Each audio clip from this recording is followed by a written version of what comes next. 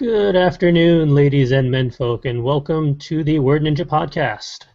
You're joining us for the hopefully lucky episode 13. We're kind of at a skeleton crew this week with myself, your instigator of literary insanity, Charles, and joining me today is Justin. Hello. From some remote location in the middle of the woods. That is actually more true than you realize. And the rest of the crew are otherwise occupied or distracted by life and other things, so they will not be joining us. At least not until next week. So today you have a short crew. But we are so dedicated to deliver an episode consistently every week that we didn't forego this one. And we're just going to plow through. Yes. I wonder if the number 13 has anything to do with the skeleton crew. Maybe they were paranoid about it. You never know. But it would have been awkward to just skip 13 outright and go directly to 14. I don't know, they do that with elevators. Yeah, but we're not an elevator. We're a podcast, dang it. That's true. And being a podcast about literary things and writers dealing with writing, we have talking points. Hooray. The talking point for this week, we'll kick things off with your favorite three characters are facing an apocalyptic scenario. What do they do? Dun dun dun. Oh, good. You read the cue for dramatic tension. I did read that. I figured that was my part as the master Foley artist. Would you like to kick this one off, or shall I? I guess I have to, don't I? No one else. So I wasn't sure if your question referred to characters of our own or characters in literary fiction or otherwise fiction. And since I haven't done enough writing to have a large pile of characters to cull from, I decided to mix it up a little bit.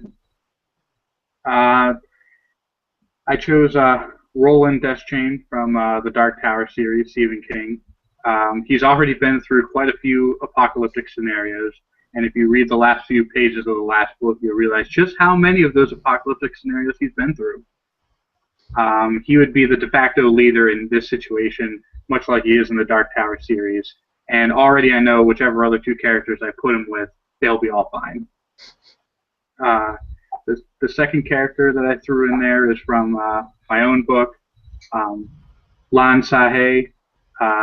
She's a small girl with a big heart, and she conveniently has the power of wind magic. So that will come in handy.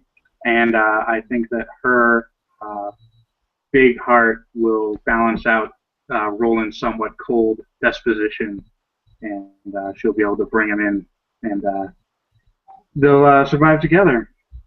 And then I added, no apocalyptic scenario would be complete without a little bit of Batman. So I added Batman in as one of my three.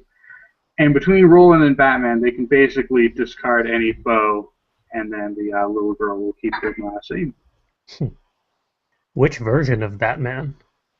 Because there have been many. That's true. I'd probably be leaning towards animated series Batman, more of a detective and less of a troubled dark lord. Although he's always had that bit about him. But yeah, that's Oh, no Adam West Batman. not in an apocalyptic scenario. But what happens if you need to get rid of a shark? Or a bomb? A bomb with a rope hanging out of it that's a lit fuse would be an important thing for Adam West Batman to get rid of. I don't think any of the other people that I mentioned would be able to do that. At least not as easily. That's right. Well, as for myself, I tried to use my own characters because I have way too many of them. So I pulled in Slash Silverstone from my apocalyptic zombie universe, because he deals with this on a daily basis anyway. He would probably be the leader just because he has all of the military training from the Organized Mercenaries Guild and the Organization of Mercenaries for Hire. So he'd bring in the brawn and his firearms and whatnot to defend the group or just deal with whatever problems are thrown their way. And then I tossed in one of my newer characters, Skyliera, who is the person from my steampunk tea shop plot, who has telepathic and growing empathic powers. So she can deal with any psychic problems. And then rounding it out, I have Terry, who is my pterodactyl waiter from some weird little flash fiction piece that I'm working on that is slowly growing. I figured I'd just toss that one in because Terry likes to set lots of things on fire. And in apocalyptic scenarios, most things can be solved by setting it on fire. And having the natural ability to fly is very beneficial. My Batman can only get so far, but I bet if your team and my team work together, between then the apocalypse the six probably of us, wouldn't happen in the first place. Or we would have caused it. Or both. Yeah. Eventually time travel would probably happen somewhere in there as well. So we probably would prevent it, but also cause it. Especially with, well, I don't want to give anything away, but there's some story arcs within our group. Yeah. And Nano is fast approaching, so at that point, all bets are off as to what goes in a plot. Although my plots, I'm not pantsing it this year. I'm going to actually plot something out a little bit ahead of time.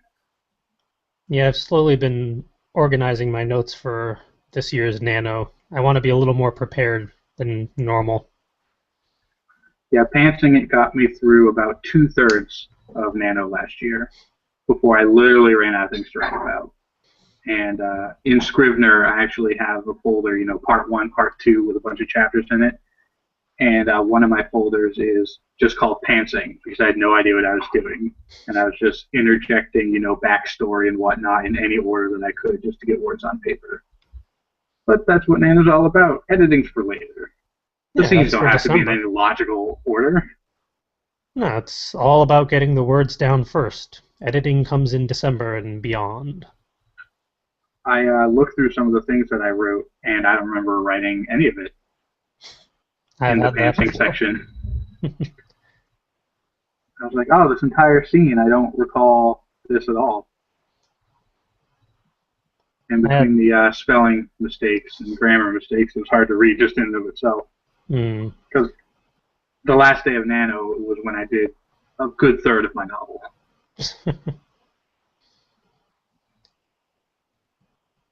All right. How about talking point number 2? How do your stories handle the seasons or weather, if applicable?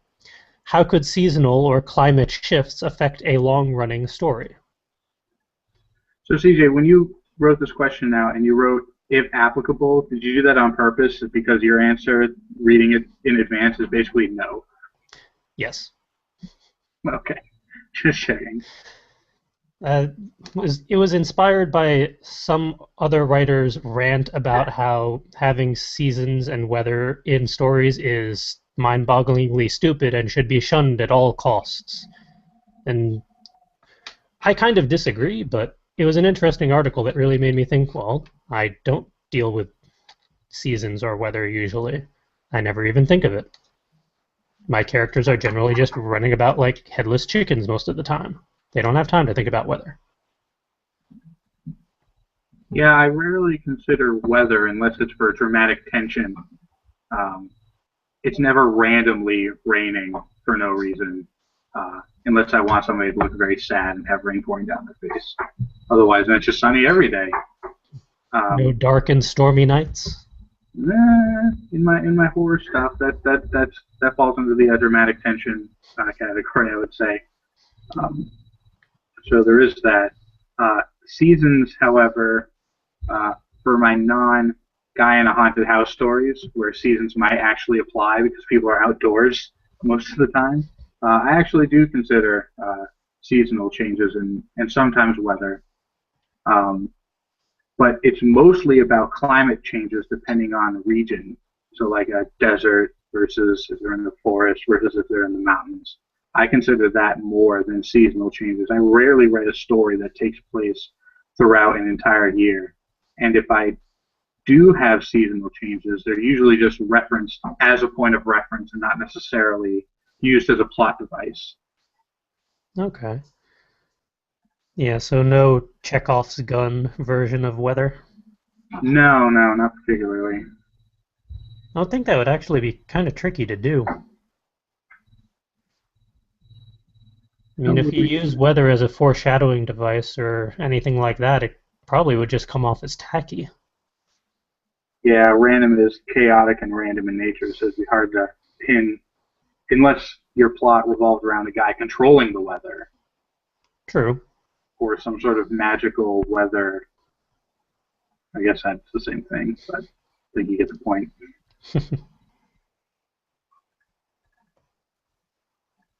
Yeah, it's interesting what real life stuff that we deal with on a day-to-day basis generally isn't necessary in a story. You don't really need all those fiddly little details to build out a universe. You can leave a lot to a reader's imagination. Well, I guess what happens is in a lot of fiction, some people criticize movies for, oh, so many things had to fall into place for this movie to actually exist or this book to actually exist. Well, yeah, because that's the part that we're going to write about. I mean, if those things didn't fall into place, we wouldn't write about that day. Mm, So I feel like if it's inconveniently raining one day and our character doesn't go outside and progress the plot, we're not going to write about that particular day because there would be nothing to write about. He'd be sitting at home playing video games instead of out adventuring. good point. Well, would you like to do talking point number 3, since it Sure, is yours? since it's mine.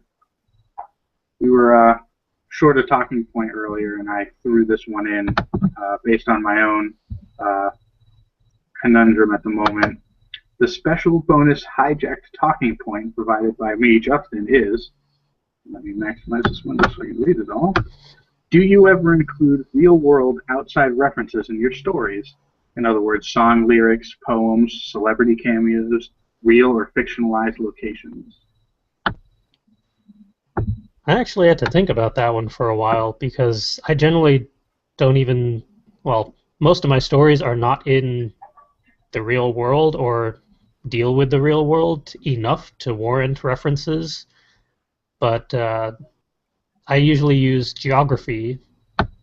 In some of my stories, like the zombie apocalypse, it's based on Earth, so a lot of the Earth geography comes up as references for if there's a battle in Washington, D.C., I try to think about the kind of layout of what's there so I can reference it accordingly. Or I had a brawl in Scotland with way too many characters to keep track of, so that might not even make it to the final cut, but it was interesting to think of the different locales that people would either recognize or could at least vaguely associate with. But something that I tried to keep in mind is if I'm going to do that, the details have to be not really all or nothing, but if I'm going to try and make it realistic, I have to do my due diligence of research and make sure that I'm putting the proper references in. Right. So, So if you had the Smithsonian Institute on top of the Washington Monument, some people might get angry. yeah, they might try and call me out on it, like saying, yeah, it's not really 100% correct. Or 1% correct. Doesn't matter.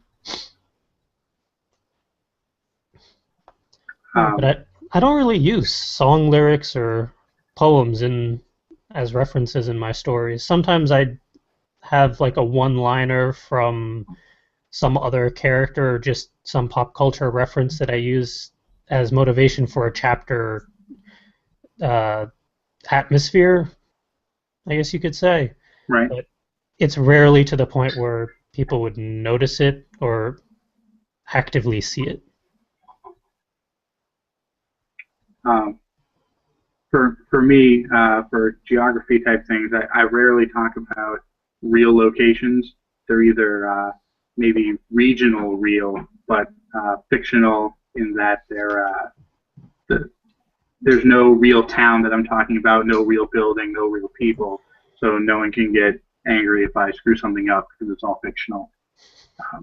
And for song lyrics, the current horror novel that I'm writing now was inspired by a song lyric. So I'm taking that lyric and putting it into the novel at an important point where, not to give too much away, but multiple continuities come into play, and which ones are actually happening, which ones are real, is inspired by this particular line. And if the reader catches that this line has to do with the rest of the novel, then they can kind of backtrack and figure out exactly what the real continuity of the story is. Interesting. And it's just, some guy is driving through the woods listening to the radio, and the last song lyric he hears before the radio goes dead is that lyric. Well, that's not creepy at all. No, exactly. And it's a pretty creepy lyric, too, which also adds to the ambiance. For other geography things, when I was working on my fantasy novel for the Nano last year, I drew a map of the region, and in order to kind of come up with different features or traits, I kind of just went onto Google Maps and just kind of scrolled around the shoreline of various countries to see how the real shorelines are generated, and how fractalized and random they are, and different features that you can find, man-made or otherwise, and kind of incorporated some interesting geographical features from real life and kind of hodgepodge them all together into a single landmass. Interesting. Something that actually just came to mind for me is referencing technology in my stories, because for the Zombie Apocalypse one, they use relatively future tech compared to what we have now.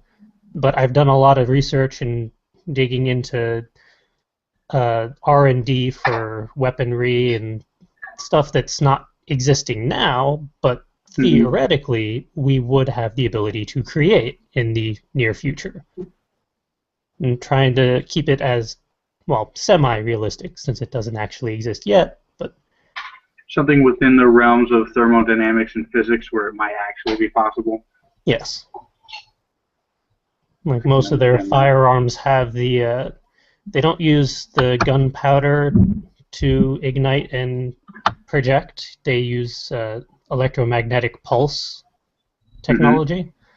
So you can have multiple bullets within a single chamber, and you can fire one off, or you can fire the entire row in quick succession with just a couple different pushes of the control system. It's interesting. The reason why I'm on location right now in the middle of the woods in New Hampshire is we're actually building a coil gun as we speak. There's somebody behind me working on it right now, but I've tilted the camera to the ceiling so you can't see that person. And he's been very quiet this whole time, and I'm very impressed. Don't say anything. It's not for nefarious purposes, I'm sure. I don't know. It was his idea, so probably they're nefarious purposes. But as far as I know, they're not. I have no nefarious purpose. Yet. We did talk about bad drivers on the way here. I wouldn't mind attaching one of these to the front of my car sometimes. But in order to not indict me in any future crimes, I'll leave it at that. Fair enough. We've barely gotten the round to escape from the barrel itself, so we're not quite there yet. Have you done any type of technology research for any of your stories, or tried to figure out what's plausible and what's not? I haven't done too much science fiction, future tech stuff. It's been mostly looking into the past. My fantasy novel is based a lot on Taoist mythology. So I go back to like the Han period in China and kind of look at what their clothing and weapons were. Very Asian medieval style. And for my horror novels, they're usually set in the present, so I don't really have to worry about that. I did have, now that I'm thinking about it, I did have a somewhat future-based zombie apocalypse thing that I wrote like 5 years ago. But that was more ridiculous, unrealistic anime-style weapons, electric-powered magic swords that shoot other swords, that kind of stuff. So no, I can't say that I've done any research in realistic future weaponry in my novels. I'm kind of curious what the logistics for a sword shooting a sword would be. Oh, I'm sure it was some Final Fantasy VII reference where a sword, breaks up into 7 different swords, and then each part of the sword stabs the guy individually, and then they all combine or something. I don't remember. It's been so long. Because magic. Exactly.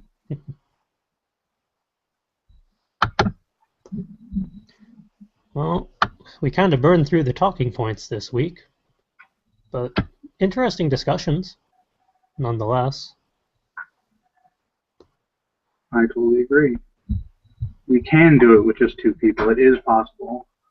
Well, this whole thing kicked off with just one person in episode 1. Oh, you're monologuing it? Yeah, I monologued for a good portion of it, and then Richie from the Kona Corner and Fairy Tale podcast jumped on. See, I saw him in the thumbnail, I think, and so I assumed it was more than one person through the whole thing. But, interesting.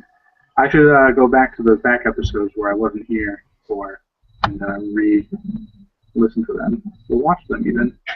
Yeah, they had some good points within there. And you can watch as the show slowly evolves in the layout, and we slowly gather more people to our cause.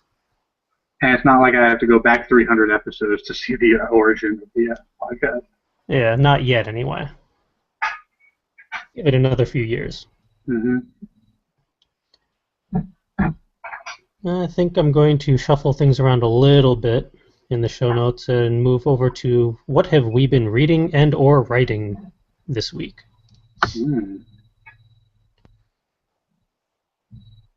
So, have you been reading and or writing this week? I actually have been reading this week. Hooray! My sentence. I've been reading, I mentioned last week that I picked up On Writing Horror, a handbook by the Horror Writers Association, and I hadn't started reading it yet until earlier this week. So I've been plowing through that a little bit. It's very much a hodgepodge of randomness. I haven't really parsed a whole lot of useful information out of it, but I'm very early on in the compendium. There's a whole chapter on workshops that you can go to, and I'm like, well, that's great, but the workshop you referenced happened like 8 years ago, so the book's a little out of date on that front. But what is interesting is they did give a nice reading list for, instead of what my horror knowledge is right now, which is basically 110% Stephen King. I want to actually branch out and read a whole bunch of different authors. I just found out that Ray Bradbury actually has a lot of horror short stories and not so much novels. But he actually started out doing a lot of horror writing before he kind of got into the science fiction side of things. And I may be misrepresenting him because I've only just delved into it. So people listening to the podcast might be screaming about how wrong I just was what I said. But that's my understanding so far. And on top of that, I just pre-ordered a book, which is dropping October 1st, which is called Paddle Your Own Canoe, One Man's Fundamentals for Delicious Living. And this is a book by Nick Offerman, who plays Ron Swanson in Parks and Recreation. So it's going to be filled with comedy and manly life lessons about turf and turf, steak and more steak, and how to grow a proper mustache, that kind of thing. So that'll be an amusing read. So I've pre-ordered that as well. As far as writing is concerned, I've been mostly outlining. I haven't done a whole lot of writing. This weekend is the first respite from the horrors of work where I've been working 60-hour weeks trying to get this project together. So with any luck, and I know I've said this 3 weeks in a row now, starting next week I'll be able to start writing again. But that even then it'll be mostly nonfiction that I'll be writing until Nano. And then all bets are off. And then hopefully I'll be writing something in Nano. As for me, I've mostly been doing writing for work, doing a blog draft, an article or two, regular day-to-day stuff, nothing too exciting. Although I'm working on what is hopefully going to stay a flash fiction piece based off of one of last week's one-liners. The "Are You an Angel?" one-liner. Because sometime during the week I saw a Tumblr post with, what was it? It was the equivalent of creepy one-liners that like stalkers or serial murderers would give. Mm-hmm. And one of them was, "Are you an angel?" But it was followed up with, "Because I'm in the mood for barbecued wings." Oh, an interesting take. So it's not your typical one-liners that you get from creepy guys in the bar, then? Well, it's the first time I've ever heard of that combination anyway. It's the barbecue sauce that upsets me. Everything else about that one-liner just makes good sense. But Well, you don't like barbecue sauce with your wings? Are you more of a not hot sauce literal, person? not literal wings, like from What, an chicken angel. wings aren't wings? I actually don't like Well, bones. depending on where you get them from. Yeah, that's also true. I don't know. I'm a boneless kind of guy. I rarely eat things with bones in them. Well, they do boneless wings. Yeah, but then it's just all like dark meat shredded together. It's not actually all wing meat. Well, that's where the sauce comes in to help with flavoring. Yeah, I do like the buffalo sauce. Those poor buffaloes and their tiny wings. But for some reason, when you mentioned the angel line, I was picturing him just like taking the wings off and just eating them feather by feather. And that's why I was like, barbecue sauce and the feathers probably isn't that A little messy. delicious. Yeah. Yeah, I'm trying to make it not be as horribly creepy as the one-liner initially came off.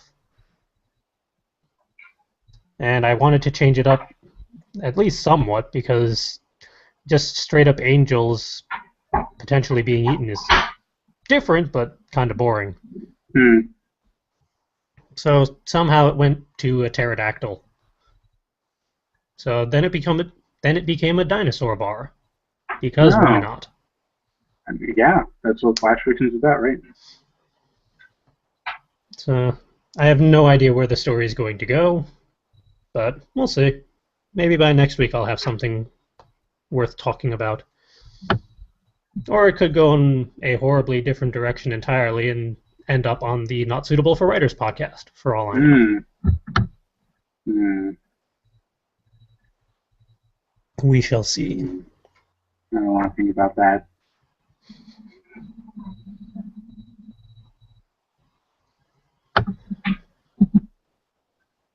Well, I think that pretty much covers our respective reading and writing. I would ask the other co-hosts, but I don't think they'd hear me at the moment, or be able to provide their answers. Oh, have you been reading? Oh, yeah. Have you been reading anything? You mentioned writing stuff. Actually, I haven't really been reading anything worth mentioning this week. I had a test in each of my classes this week, so that took up a lot of my reading time. And then... Not to mention travel time. Yeah, Con Edison and MTA imploded on Wednesday, so my travel became even more ridiculous. That's still 2 weeks out, right? Before that gets repaired? Yeah, worst case scenario is 2 more weeks. Yeah, I do not appreciate my... What is that? An hour and a half, 3... Usually it's a 3-hour commute round trip. On Friday it was about 5 altogether. Yeah. Right, because they're running a bunch of diesel trains and they're not as fast, right? And they're packed full. Yeah, they have, I think, regular trains running from New Haven to Stamford and on the branch lines because those still have power or receive it from somewhere else. But the diesel trains have to run from Stamford to Grand Central. And they only have so many of those, so they're running at Hmm. reduced service. They claim at 33% capacity, or whatever the term would be for that. So yeah, I've Not been ideal. standing for about an hour and a half one way on Thursday and Friday. So I can't really write or read comfortably in that atmosphere. Gotta get some audiobooks for that kind of situation, Yeah, or some podcasts. I listened to about a dozen different podcasts, or at least podcast networks, so I had plenty to listen to. Well, that's good. Yeah, I do the same thing. I actually burned through a lot of Merle Lafferty's I Should Be Writing podcast during my commute this week. I should add some writing-based podcasts onto my repertoire. It's all been comedy, infotainment podcasts. Not a whole lot of writing. Yeah, I think it was Roman kept on recommending Merle Lafferty's I Should Be Writing podcast, and that's been a pretty good one. I would recommend it as well. All right.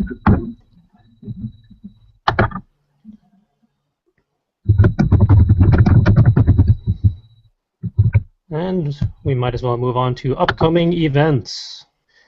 We are having a regional event for Fairfield County Writers Group at the Trumbull Library this coming no, wait, 2 weeks from now, October 12th, which is a Saturday from 2 to 5 p.m.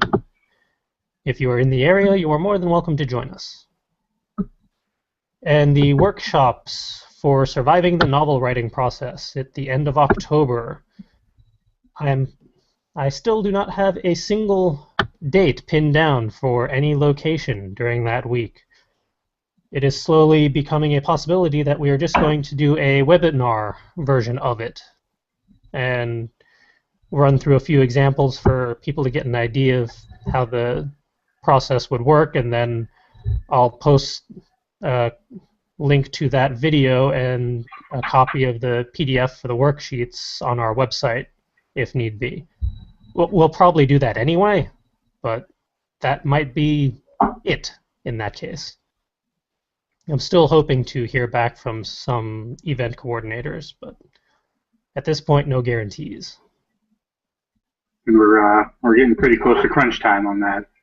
Yeah, I've learned that some people do not respond to email in a timely manner, and some things are hard to convey and explain in email.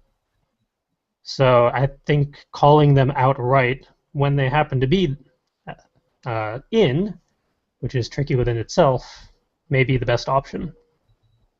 So we'll see.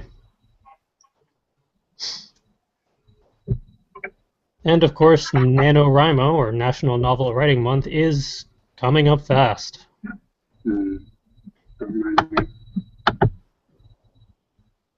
Yeah, for listeners, we are going to start talking about that more and more as October comes along. But I think we're going to keep it kind of low-key until the NaNoWriMo website refreshes for the year. So they'll pull all of the old forum posts and start from a clean slate. Do you have a date for that? Not officially, but it's usually early October lately. And then we can watch. I'm surprised they do it so late in the year. Well, I think they want to keep the off season going as long as possible. So until like early October to mid-October, then they'll do the site refresh so everything is nice and clean. And then the municipal liaisons can start posting about all the events and good stuff. And I guess they want some buffer time after the Camp Nanos in the summer. Yeah, there's that too. But I'm sure I'll be given a heads up before that happens, because they like to give the MLs a bit of fair warning so we can prep our forum posts accordingly. So depending on how it's timed, maybe listeners will get a little spoiler alert as to when the site will be refreshing. Ooh, tune in. Yes. That's our events for the upcoming month anyway. So we might as well move on to writing prompts.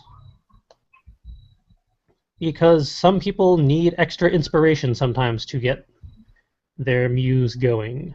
And to help with that, we've pulled together 10 fresh one-liners and 10 fresh one-worders for the week. The one-liners are, by definition, one-line writing prompts. They're meant to get a story rolling, either as the first sentence or just to kind of give you an idea of what should your story be about or what can kind of kick off the plot. You're welcome to toss multiple lines into your story if you'd like, or just one or none at all. It's mainly there just to kickstart your muse a bit. And the same goes for the one-worders, but those are more concept-driven, considering a sentence doesn't really work very well if it's just the one word. But you're welcome to try and mix and match them as you see fit. Whatever works for you. It's merely an extra resource for you and your muse to get your writing written. And where's my mouse? The writing prompts for this week have been posted up on our website. If you go over to fcwriters.com, go to the Muse Food section, you'll see this week's writing prompts and previous week's writing prompts if you need more than just 10. I'm looking at these as we speak, and cute, nerd, and recording are two of the one-worders. It's an interesting combination that may or may not apply to what we're doing right now. I'm not a nerd. You gotta own it, CJ. I already own too many things. I don't have space to own more. I like the one-liner, screw waiting for a rescue, I can figure this out on my own. Yeah, I had a different idea for that one-liner, but it didn't fit in just one line. That might become a flash fiction story within itself. And for listeners out there that are not watching the YouTube cast, although I don't think we have it on the screen anyway, because I forgot to screen share. Chat, screen share, that, start. There we go. Now the YouTube viewers can read along with us. The one-liners for this week are, my stomach feels like a tesseract. We can either set that stack of books on fire or set you on fire. Check to make sure you're wearing clothing before opening the door. That one doesn't really need to have a period. It could, maybe an exclamation point would be more appropriate. Others are, she has the most distracting voice. And as Justin said, screw waiting for a rescue. I can figure this out on my own. Turning your president into goo first thing in the morning is generally bad. I didn't know it was occasionally good. The whole trick to this is not die in the process. Looks like the president failed at that in the last one-liner. Yeah. And don't try to bend bones. It doesn't end well. Another evening, another failed apocalypse.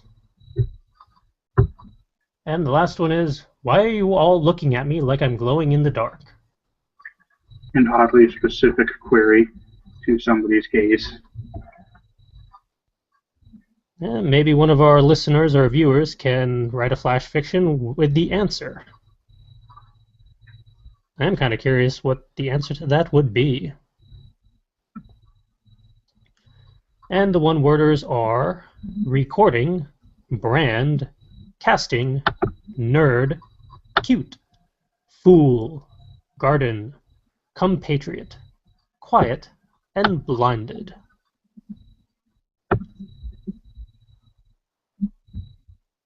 Okay. And then we end the screen share. So yes, those are the writing prompts for this week.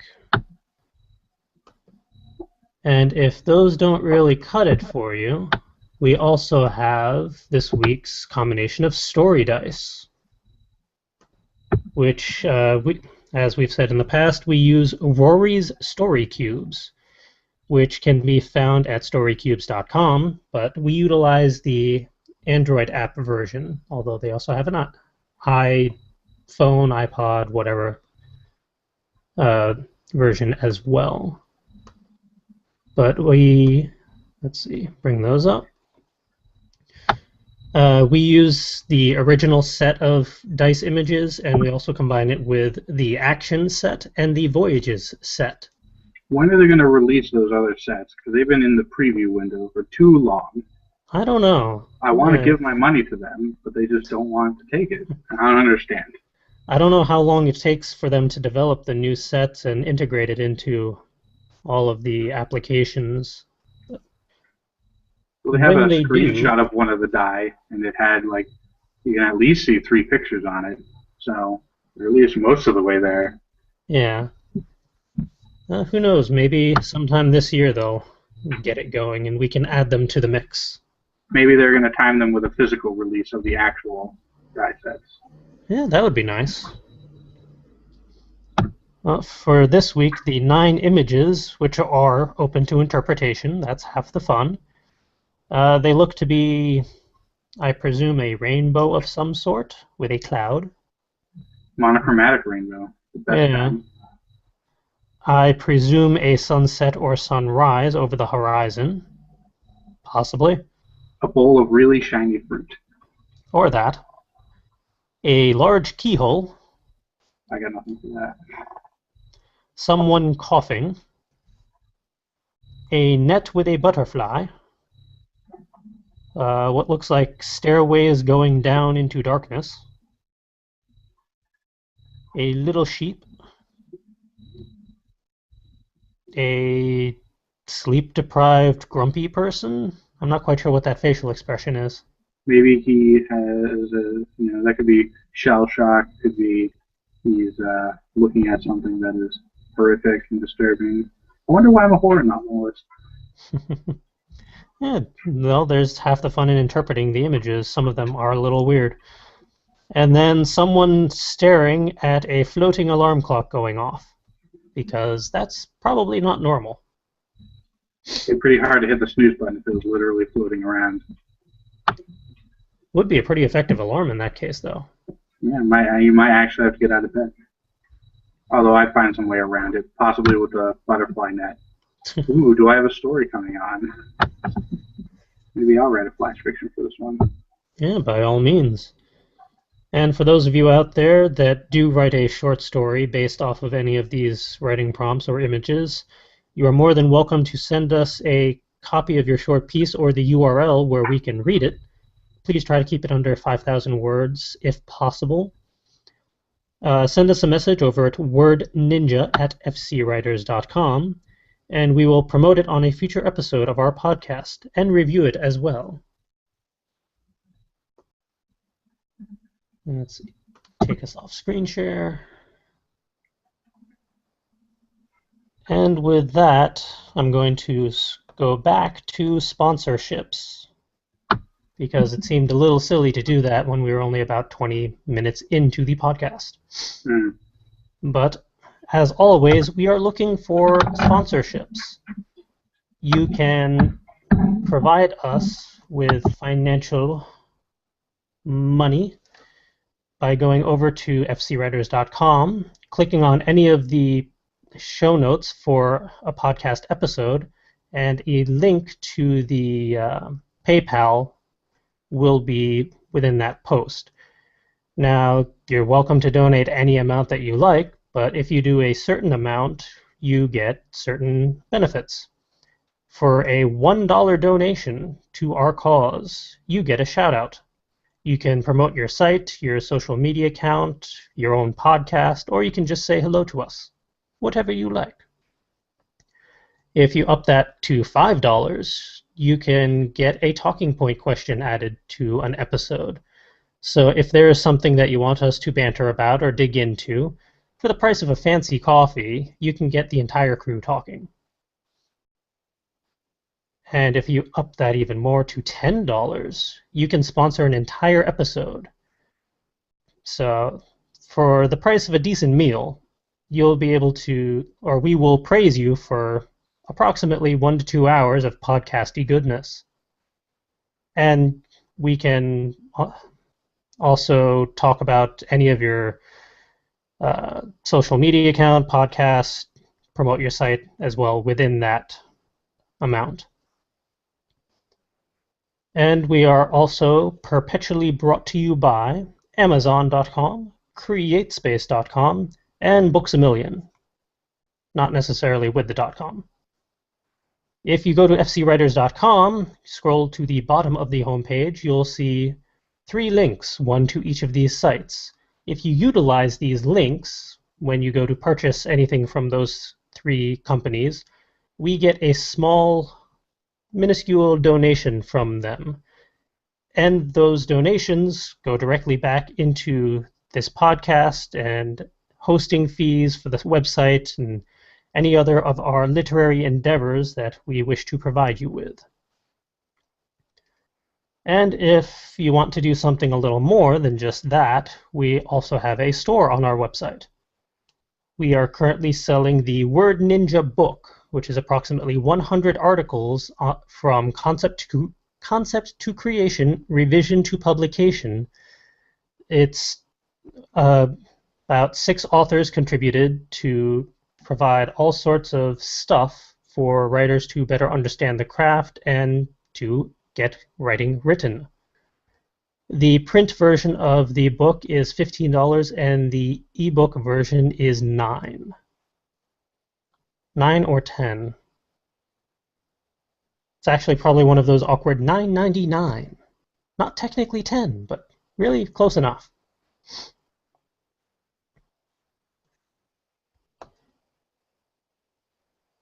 And with that, looks like we're going to be rounding out this relatively short episode of our podcast, which means it is time for attributions. And we all know that I don't have any attributions yet, so that will make this even shorter than anticipated.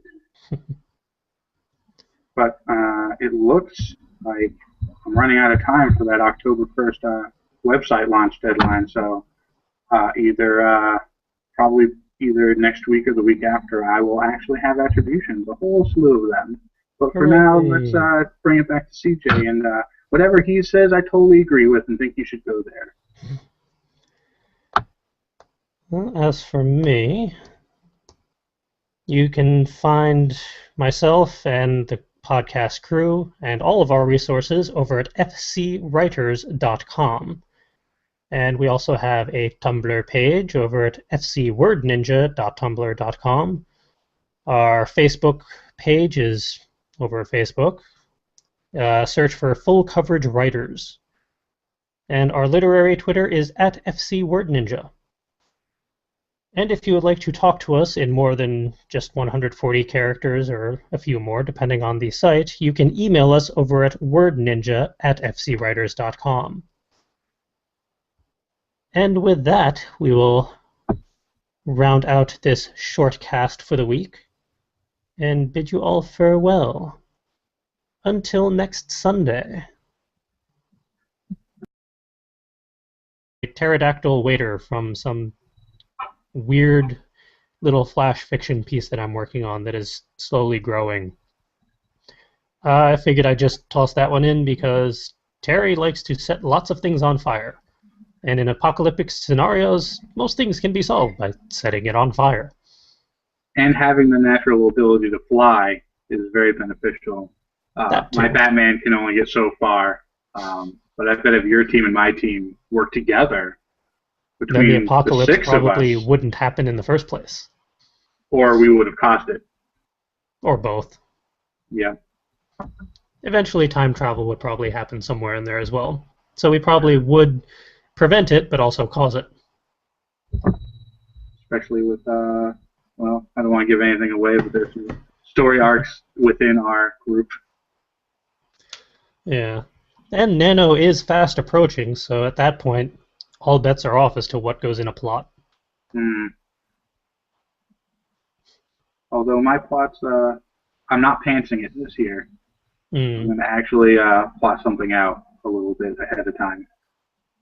Yeah, I've slowly been organizing my notes for this year's Nano. I want to be a little more prepared than normal.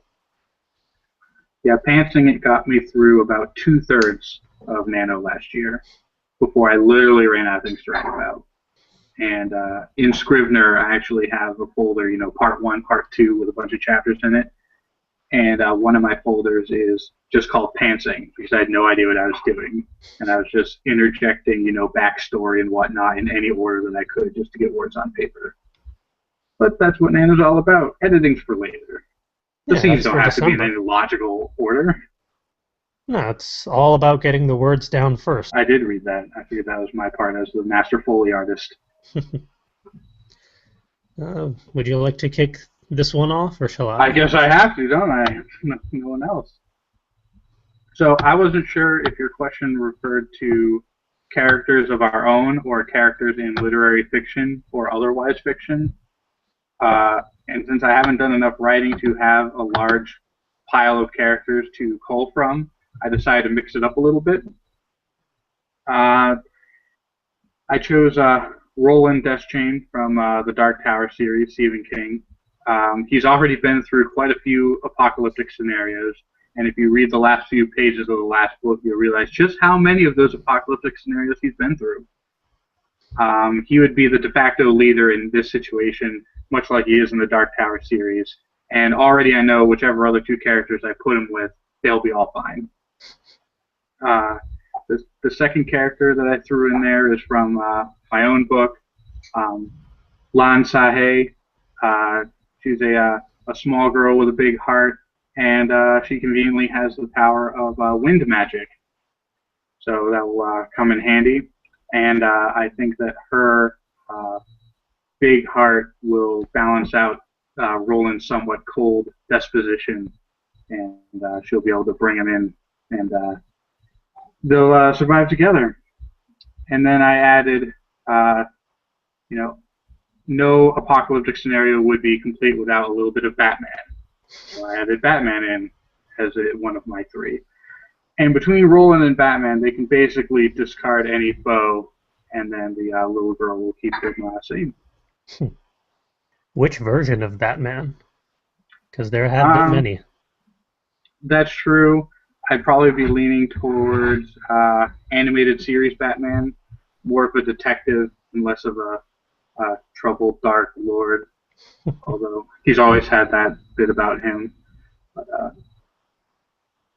yeah, that's Oh, no Adam West Batman. not in an apocalyptic scenario. But what happens if you need to get rid of a shark? Or a bomb? A bomb with a rope hanging out of it that's a lit fuse would be an important thing for Adam West Batman to get rid of. I don't think any of the other people that I mentioned would be able to do that.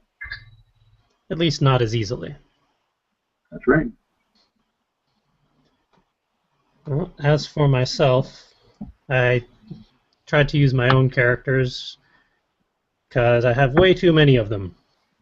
So I pulled in Slash Silverstone from my apocalyptic zombie universe because he deals with this on a daily basis anyway. He would probably be the leader just because he has all of the military training from the Organized Mercenaries Guild and the Organization of Mercenaries for Hire. So he'd bring in the brawn and his firearms and whatnot to defend the group or just deal with whatever problems are thrown their way. And then I tossed in one of my newer characters, Skyliera, who is the person from my steampunk tea shop plot, who has telepathic and growing empathic powers. So she can deal with any psychic problems. And then rounding it out, I have Terry, who is my Good afternoon, ladies and menfolk, and welcome to the Word Ninja podcast. You're joining us for the hopefully lucky episode 13. We're kind of at a skeleton crew this week with myself, your instigator of literary insanity, Charles, and joining me today is Justin. Hello. From some remote location in the middle of the woods. That is actually more true than you realize. And the rest of the crew are otherwise occupied or distracted by life and other things, so they will not be joining us. At least not until next week. So today you have a short crew. But we are so dedicated to deliver an episode consistently every week that we didn't forego this one. And we're just going to plow through. Yes. I wonder if the number 13 has anything to do with the skeleton crew. Maybe they were paranoid about it. You never know. But it would have been awkward to just skip 13 outright and go directly to 14. I don't know, they do that with elevators. Yeah, but we're not an elevator. We're a podcast, dang it. That's true. And being a podcast about literary things and writers dealing with writing, we have talking points. Hooray. The talking point for this week, we'll kick things off with your favorite three characters are facing an apocalyptic scenario. What do they do? Dun, dun, dun. Oh, good. You read the cue for dramatic tension. Editing comes in December and beyond. I looked through some of the things that I wrote, and I don't remember writing any of it in the dancing section. I was like, oh, this entire scene, I don't recall this at all. And between the spelling mistakes and grammar mistakes, it was hard to read just in and of itself. Because the last day of Nano was when I did a good third of my novel.